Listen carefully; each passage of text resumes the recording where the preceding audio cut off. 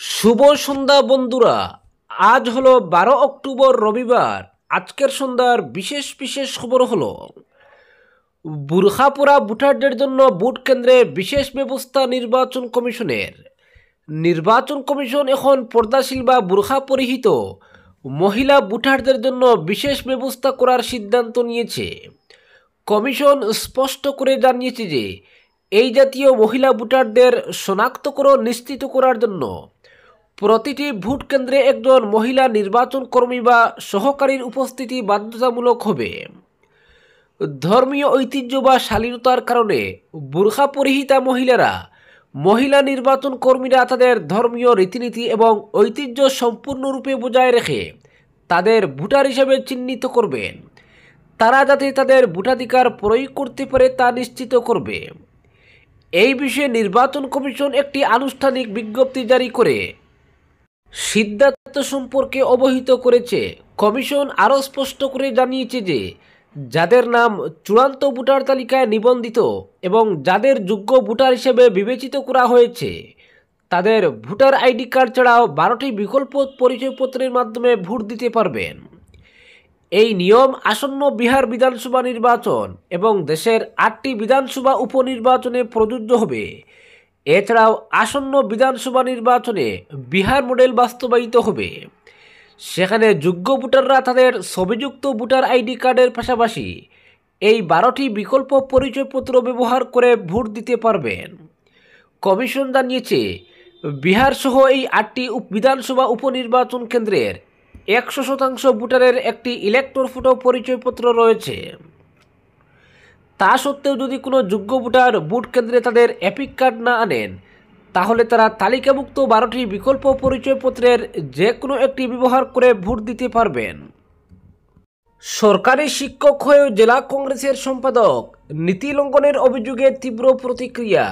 শিক্ষক যখন রাজনৈতিক দলের কর্মী তখন ছাত্রদের কাছে আদর্শের পাঠ কোথায়?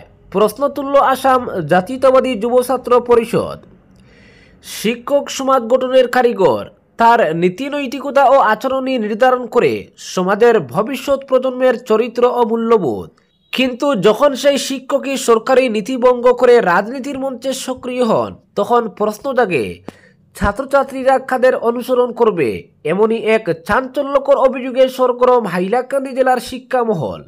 অভিযোগ উঠেছে হাইলাকান্দি জেলার সন্তোষনগর জনমঙ্গল নিম্ন প্রাথমিক বিদ্যালয়ের প্রধান শিক্ষক রামাকিষাণ রবিদাস সরকারি চাকুরিজীবী হওয়া সত্ত্বেও বর্তমানে হাইলাকান্দি জেলা কংগ্রেস কমিটির সম্পাদক পদে দায়িত্ব পালন করছেন। শুধু তাই নয়, তিনি প্রায়ই জেলা কংগ্রেস ভবনে অনুষ্ঠিত দলীয় সভা ও কার্যক্রমে অংশগ্রহণ করেন বলেও স্থানীয় সূত্রে জানা গেছে।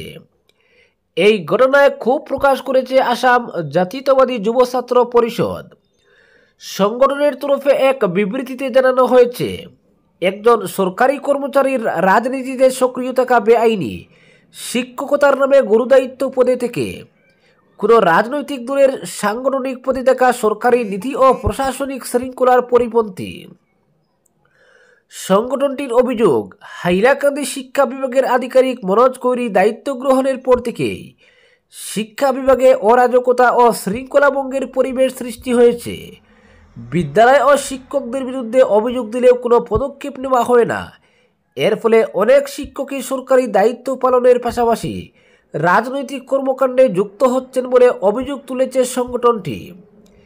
একই সঙ্গে তারা দাবি জানিয়েছে এই ঘটনায় রাজ্যের শিক্ষামন্ত্রী সহ হাইলাকান্দি জেলার অতিরিক্ত উপায়ুক্ত তথা শিক্ষা বিভাগের দায়িত্বে থাকা ত্রিদীপ রায় যেন দ্রুত হস্তক্ষেপ করেন এবং রামাকিষাণ রবিদাসের বিরুদ্ধে সঠিক তদন্ত করে প্রয়োজনীয় শাস্তিমূলক ব্যবস্থা গ্রহণ করেন। সংগঠনটি সতর্ক করে বলেছে যদি অবিলম্বে পদক্ষেপ না নেওয়া হয় তবে আমরা বৃহত্তর আন্দোলনে নামতে বাধ্য হব। স্থানীয় সূত্রে জানা যায় বিদ্যালয়ের কিছু শিক্ষক ও অভিভাবক এই ঘটনার প্রতি ক্ষোভ প্রকাশ করেছেন। তাদের বক্তব্য একজন শিক্ষক যদি রাজনীতির মাঠে নামেন তবে স্কুলের পরিবেশ কিভাবে নিরপেক্ষ থাকবে? শিক্ষকরা যদি রাজনৈতিক প্রভাবিত হন তাহলে ছাত্রছাত্রীরা সঠিক মূল্যবোধ শিখবে কিভাবে? উল্লেখযোগ্য যে আসাম সরকারের সেবা শর্ত অনুযায়ী কোনো সরকারি কর্মচারী রাজনৈতিক সংগঠনের সদস্য হতে পারেন না। এবং কোনোভাবে রাজনৈতিক দলের সভা বা কার্যক্রমে অংশগ্রহণ করতে পারেন না। এই বিধি লঙ্ঘন করলে তা শৃঙ্খলাভঙ্গ হিসেবে গণ্য হয় এবং কঠোর প্রশাসনিক ব্যবস্থা নেওয়া হয়। তবে এখনও পর্যন্ত অভিযুক্ত শিক্ষক রামাকিষাণ রবিদাসের পক্ষ থেকে কোনো লিখিত প্রতিক্রিয়া পাওয়া যায়নি। স্থানীয় প্রশাসনের তরফে তদন্ত শুরু হয়েছে কিনা তা স্পষ্ট নয়। শিক্ষা মহলের একাংশের মতে এই ধরনের ঘটনা শুধু শিক্ষকের ভাবমূর্তি কলঙ্কিত করছে না, বরং শিক্ষা ব্যবস্থার উপর জনসাধারণের আস্থা নষ্ট করছে। একজন শিক্ষক সমাজে আদর্শ ও নৈতিকতার প্রতীক, কিন্তু রাজনৈতিক রঙে রঞ্জিত হলে সেই মূল্যবোধ প্রশ্নবিদ্ধ হয়। এখন দেখার বিষয়, শিক্ষা বিভাগ ও প্রশাসন কতটা গুরুত্ব দিয়ে এই অভিযোগের তদন্ত করে এবং অভিযুক্ত শিক্ষকের বিরুদ্ধে কী পদক্ষেপ গ্রহণ করে।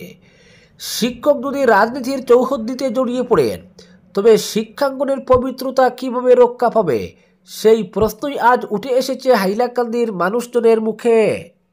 1 মাসের জন্য কাজে আসামে, 15 বছর পর এনআরসির নোটিশ বাংলার 2 শ্রমিককে। পেটের তাগিদে 15 বছর আগে মাত্র 1 মাসের জন্য আসামে কাজে এসেছিলেন আজন্ম নদিয়ার দুবুলিয়ার বাসিন্দা সঞ্জু শেখ ও আসাদ আলী শেখ। আর তাতেই বিপর্যয়, আসামের ট্রাইব্যুনাল থেকে নোটিশ পাঠিয়ে বলা হয়েছে আগামী 13 অক্টোবর সশরীরে হাজির হয়ে ভারতীয় নাগরিকত্বের প্রমাণ দিতে হবে তাদের। খবর সামনে আসতেই প্রতিবাদে গর্জে উঠেছিলেন মুখ্যমন্ত্রী মমতা বন্দ্যোপাধ্যায়। শুক্রবার সরব হয়েছেন রামকৃষ্ণনগরের তৃণমূল সাংসদ মহুয়া মৈত্র। তার কথায়, রাজ্য সরকার পরিবারগুলির পাশে রয়েছে, আতঙ্কিত হওয়ার কিছু নেই। এটি বিজেপির রাজনৈতিক খেলা। আমাদের রাজ্যের কোনো বৈধ নাগরিককে এইভাবে এনআরসির নোটিশ ধরানো যায় না। শুক্রবার বেলার দিকে বাড়ির দালানেই দাঁড়িয়েছিলেন সঞ্জু শেখ। প্রতিবেশীরাও ভিড় করছিলেন দফায় দফায়। এদিন তিনি আর কাজে যাননি। আতঙ্ক গ্রাস করেছে তাকে। পরিবার নিয়ে চিন্তা বাড়ছে, কারণ আসাম থেকে তার নামে এনআরসির নোটিশ এসেছে।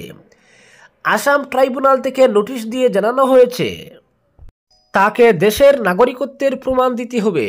15 বছর পর এই সমস্যার সম্মুখীন হতে হবে, তা ভাবতেও পারছেন না সঞ্জু। জন্ম থেকে দুবুলিয়া থানায় বেলপুকুর পঞ্চায়েতের সুনডাঙ্গা গ্রামে বড় হয়েছেন সঞ্জু। বর্তমানে মা বাবা স্ত্রী সন্তানকে নিয়ে থাকেন, পাকা বাড়িও বানিয়েছেন। হঠাৎ এই চিঠিতে আকাশ ভেঙে পড়েছে তার মাথায়। কৃষ্ণনগর লোকসভার সাংসদ মহুয়া মৈত্র বলেন, সঞ্জু শেখের বাবা চাষবাস করতেন, পরিবারের আর্থিক অনটন ছিল।